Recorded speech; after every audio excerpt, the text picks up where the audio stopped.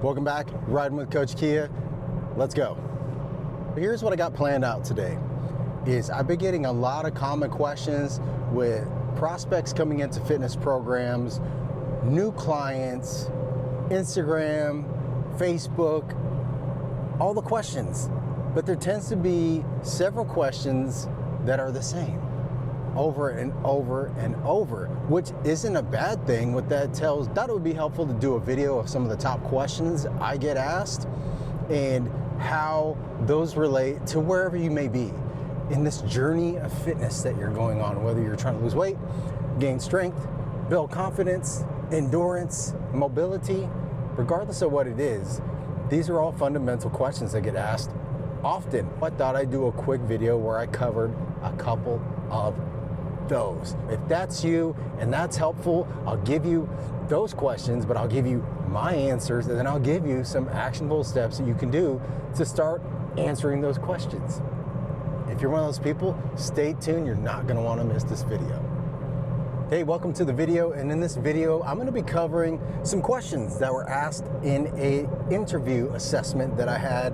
And the reason I feel like it was important to do a video on this is because these questions get asked actually quite often. And I thought, as somebody who coaches fitness, nutrition, wellness, all of the above, that if this prospect asks the questions, and several of you may have these same burning questions in your mind. I wanted to cover the ones that I went over I thought were pretty insightful, and I'll give you the answers that I gave to both the prospect and to you, and also give you some steps that you can take to start answering those questions. Let's jump right in. In a post-pandemic world, a lot of people work from home. It's becoming more and more common. So if you're one of those people that's at home and you don't have a gym membership, can you get good exercises in? That was one of the questions that I got asked, and I thought that was a really good question because it's one that comes up often. My answer to that question is absolutely. Do you need fancy gym equipment to be able to get a good, effective workout? No. It helps, but you don't need it. And if you are one of those people that works at home, there are several things you can do if your goal is not to get swole, if you're not trying to build massive quads or have some huge bench press, then those machines aren't that important. If your goal is just to expend more calories, get stronger, work on flexibility, mobility, and even endurance, and you don't need fancy equipment. Most of the fancy equipment that you need, you have. Your body. You could do a ton of movements with body weight movements, with stretching, with isometric moves, the holding of positions, yoga as an example. And that was the answer I gave to that question is, if you don't have gym access, well then how can I do do you have workouts that I can do? Absolutely. You have body weight movements. And some of the best ones you could do, you don't need to have a degree in exercise science to try to get some of these basic moves down. And these moves can be exactly what you need in real life. Picking up things, carrying things, children, groceries, moving boxes, picking up logs. These are all to mimic actual movements you use in your, if you are a home worker, there are still some moves you do throughout the day where you need to be a little bit stronger at, or you could use some more support and some more mobility. So when it comes to being at home, not having gym access, you can absolutely implement some steps to start getting stronger and work on all of the above. If I'm going to make suggestions, what I would suggest and what I suggest to this prospect was you could do air squats, you could do sit-ups, push-ups, you could find something to get some leverage and do pull-ups. You could use everyday items around the house and add those to any of these moves and add some added resistance. I was one of those guys that only worked out in the gym. And one of the biggest lessons I learned about not needing fancy gym equipment was getting right down to the nitty-gritty. Had an opportunity to go to Hawaii and work out with some really good friends of mine. Fune is a exercise genius. that works at the Polynesian Cultural Center in Laie, Hawaii. And I had an opportunity to go and meet up with this gentleman before shift. I knew it was a workout, but what ensued went to humble me just like the warmest piece of humble pie. We proceeded to do a full body workout with nothing more than our body weight and nature. Logs, coconuts, vines, you name it. We were able to implement a whole workout. Now, a log can be a small log or it can be a very large log. In my case, they just happen to be very large logs, and not just one, several of them. You could put these logs into a sled, attach a rope and pull it. You could push it. You could pick up said log, put it on your shoulder, and go for a short run or a long run. You could run hills. We did air squats. We did lunges. I was humbled by how hard it was. And there was not a single piece of fancy equipment involved. It was just the willpower to want to exercise and move more. And by adding resistance, a log, a brick, anything around you, that's going to make it harder once you've established being able to do the body weight movement. That was a huge lesson for me. Also a very humbling experience. And I'm looking forward to doing that again. I've actually used that workout several times on my own when I didn't have time to go to the gym. Went outside, grabbed something that was there in nature, and got me a workout. You could do several of those fundamental moves. Push-ups, air squats, jumping jacks, running in place, stretching, burpees, pull-ups. You could lift up anything as heavy as you want, with good form, of course, and proceed to walk or run. You could find the nearest hill and run it. Most houses have a backyard or a front yard.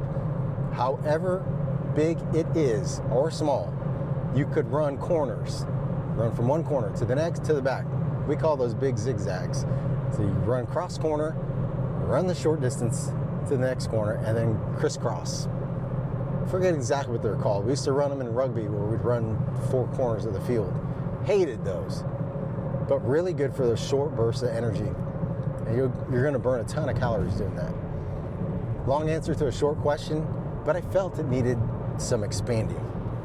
Question number 2 that came on this call was a husband and wife. And the husband had signed up to do some programming, and we were setting his calories and his macros. And of course, if you have a significant other, if you have family, if you live with other people, maybe you're preparing food for other people, you could still fix your calories. The big difference is with husband and wives and couples and partners is that you are both very different people. Either weight-wise or biologically, you're different. The calories are going to be different, but the macros are also going to be different depending on what your goal is. And in this particular case, both are looking to lose weight, targeting fat. But with the size difference, the calories are going to be adjusted. Macros are going to be a little different. And if the calories are less, the macros are also going to be less. But essentially, you're breaking it down. And the analogy I used on this call, I use it often, is a recipe. Think of it this way. If you're trying to figure out your macros and your calories, you have a particular recipe designed for you to get the best results on what you're trying to make. A recipe to bake cookies is going to be very different from a recipe to make a recipe in a slow cooker.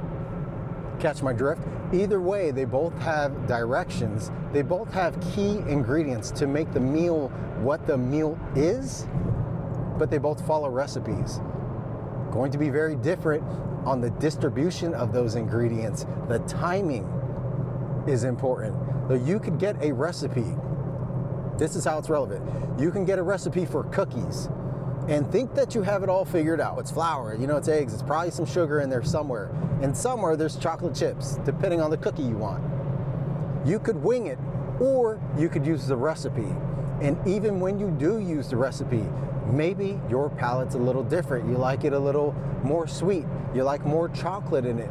That's where you get the freedom to start adding your personal touches to the recipe to make it your own. Now, I guarantee you, grandma's recipe, the cookies that slap the hardest, it's not going to be the recipe you find online. Grandma got some special ingredients. She's got some special approach. She has something different she does to it that makes it her own special, unique recipe. And any other cookie tastes like it. It's because she had a secret way of doing things. That's the key difference. Do you want the same cookies that everybody else gets? Then you should follow that recipe. But if you want grandma's cookies, it's going to be very different with the very nuanced ingredients that you're adding. Then when we're talking about ingredients, those are the ingredients that make up the dish. But timing is the other critical factor. You could do the entire recipe right, in the right order, in the right amounts, but you could set your timing and be completely off and ruin the recipe. We'll stick with cookies as an example. You can put it all together and the recipe calls for 45 minutes at 350. I'm making numbers up. But you decide to keep it in there 90 minutes. Are you still going to get the same end product? And the answer is no. You're going to get some very hard burnt cookies, and they're not going to slap the same, regardless if grandma made it or not. And your fitness and nutrition is no different. There is a general recipe to get things done. That never changes. They all require a recipe. And as you cook the same cookies over and over and over again, as you implement a nutrition approach over and over and over, if you've gone through weight loss periods where you've done your own assessment and you've set your own macros and your own calories, and you've made these meals, you've meal prepped before, you've exercised before, you have a pretty good idea and could probably just wing it without planning it out. Most of the recipe to get you the results. Just how grandma doesn't need to pull out the recipe book each time she makes that world famous cookie. You catching my drift? And that's the difference between having a coach that can guide you properly, and so you don't have to figure out through trial and error. You don't have to burn batches of cookies for weeks and months on end before you get it dialed in exactly right. A good coach, just like a good knowledgeable chef, is going to be able to teach you the mastery and the skills and the timing and the amounts of the ingredients you need to get it right the first time. Which I know, if I want cookies now, I don't want to spend 3 hours trying to figure it out. And I don't want to waste a batch of cookies to have to get the right recipe. It's going to waste a bunch of ingredients, it's going to waste a bunch of time, and ultimately, I'm still going to be hungry for cookies at the end of the day. I want to get it sorted, I want to get it done, I want to get it right. I want them in the oven. I want to pull them out of the oven. They're nice and steamy, nice and soft, nice and chewy with the chocolate, and I'm able to eat it. You're picking up the analogy there, and I feel there's no other analogy. I'm sure there is. Maybe there is. I don't know. Coach Key doesn't know it all. I know a couple things. But it was no difference on this call. And this couple happened to run a bakery. It was relevant, and it really stuck home with them. So once we set their recipe, you need flour, you need eggs, you need oil, you need butter. You need a pan, you need an oven. Do you have all the things you need to properly follow through with this recipe? And when it came to their fitness and nutrition, yes, they didn't have a gym. Just how you can substitute ingredients in your recipe, you're not gonna get the same result. Maybe you have a convection oven. Maybe you have one that's electric. You can get the final product, but they're gonna have their nuanced differences. Do you need a fancy gym? No.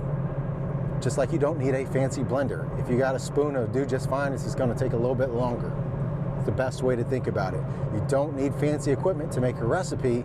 Does it make things easier, and does it make targeted results a lot faster and more specific? Absolutely, but not required. And that's where it's gonna come to you as a chef or as somebody going through a fitness program.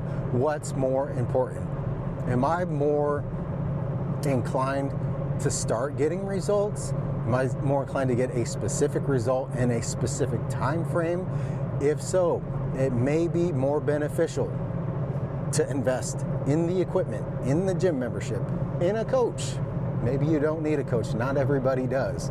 That's the key difference. But those are some of the questions you need to ask yourself. I'll be ending this video here. I hope you found that insightful. And remember, everything's got a recipe.